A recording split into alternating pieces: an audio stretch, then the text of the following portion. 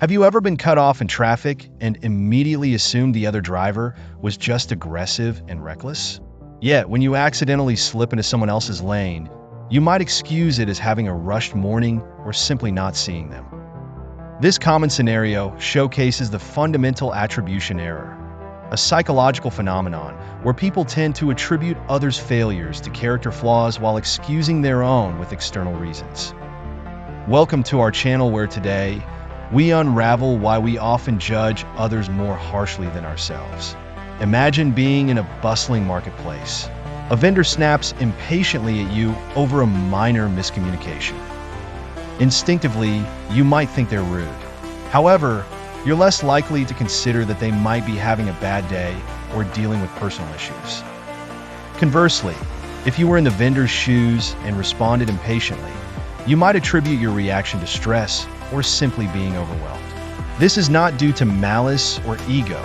It's a cognitive bias we all exhibit. The root of the fundamental attribution error lies in our perceptions and understanding of intentions. With our actions, we have insider information about our intentions and all the context that influenced our decisions. Say you miss a meeting.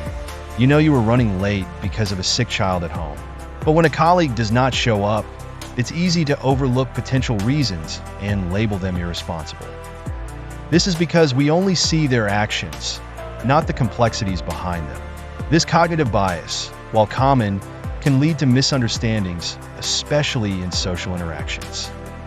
Take, for example, two friends canceling plans. When you cancel, it's because you're too tired after a long week, but when your friend does it, you might quickly assume they're unreliable. So, how can we overcome such tendencies? One key tool is empathy. By making a conscious effort to put ourselves in other situations, we expand our perspective beyond the immediate visible actions. Next time you judge someone's actions, ask yourself, what might I be missing? What invisible factors could be influencing their behavior? Also, consider the wider context. Like in our marketplace story, the vendor's irritability might stem from an array of unknown stresses. The point here is not to unjustly excuse genuine negative behavior, but to open pathways for understanding.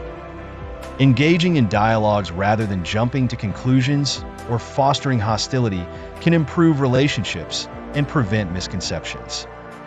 Ultimately, recognizing fundamental attribution error in our thoughts cultivates compassion and diminishes prejudgments. It allows us to treat others how we'd like to be treated, with kindness and the assumption of positive intent when possible. Interestingly, certain cultures emphasize group behavior over individualism and might be less prone to this error. They often integrate social context more naturally when evaluating actions. Understanding these cultural differences can further enlighten our approach to interpersonal judgments.